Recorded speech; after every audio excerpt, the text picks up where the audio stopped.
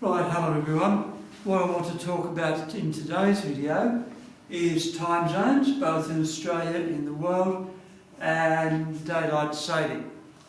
So first of all, if we look at time zones in Australia, there are three time zones. There's Eastern Standard Time, which is the eastern seaboard, so cities like Melbourne, Sydney, Brisbane are all on Eastern Standard Time. If we then travel west, so towards South Australia, we have Central Standard Time, so cities like Adelaide and Darwin will be Central Standard Time, and they're half an hour behind places like Melbourne and Sydney. Finally, we've got Western Standard Time, and the obvious example for that one will be places like Perth or the northern parts of Western Australia. And Perth is 2 hours behind places like Melbourne and Sydney, or 1.5 hours behind Adelaide. So if we look at this timeline I put here, if we've got, for example, Melbourne 9 a.m. Tuesday, as we travel west, Adelaide will be half an hour behind, therefore 8:30 a.m. Perth 2 hours behind, or 7 a.m.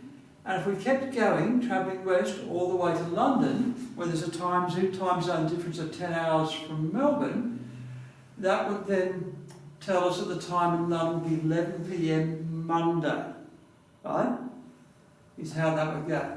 If we go from Melbourne, we actually head east towards New Zealand. New Zealand has a 3-hour time difference, so it means with 9 a.m. Tuesday in Melbourne, it will be 12 midday in New Zealand, or 12 p.m. would be the time. And if we kept going towards America, then we would cross the international date line and things change, and then the day goes back again.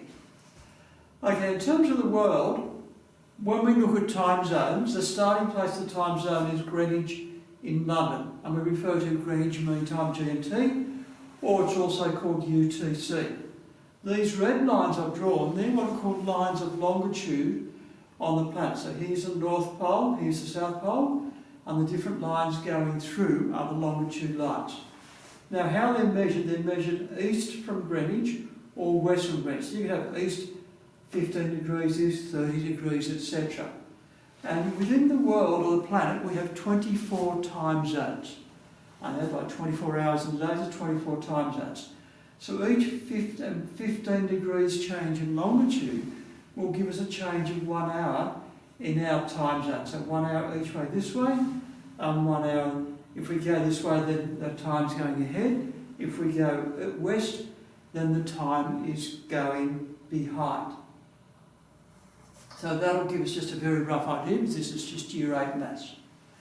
Okay, now we're looking at daylight saving. So daylight saving is a little thing to help us remember what we do with our clock when daylight saving starts or when we finish daylight saving. So when daylight saving starts, which is spring, we spring forward. So we wind our clock forward. So if my time was 6 o'clock, I would have to wind my clock forward to 7 p.m. And in autumn, we wind our clocks back. So if it's 7 p.m. in autumn, we'll wind it back to 6 p.m. And so we use fall back. The Americans use fall for autumn, so we say fall back, and that tells us to wind our clock back. So let's look at an example of a question which includes time zones and also daylight saving. So let's say I leave Melbourne at 2 p.m. for a 4-hour flight to Perth in summer. Now Perth doesn't have daylight saving, but Melbourne does. What local time will I arrive? In other words, what will be the local time when I arrive in Perth? If we look at it from the point of view of, because so we've got 2 p.m. plus the 4 hours, would say that's at 6 p.m. Melbourne time, we're going to arrive in Perth. Now the time difference is 2 hours, it's 2 hours behind. So that actually means we're going to arrive in Perth time at 4 p.m. And then we need to adjust for daylight saving, so we have to wind back another hour. So that'll give us Perth time 3 p.m. And then if we wanted to make this question interesting, we could of course then say, okay, if I leave Perth at this time, what time will I arrive in Melbourne? And of course that'll be quite different in terms of all of that. Okay, but that just gives an example of how to do those sorts of questions.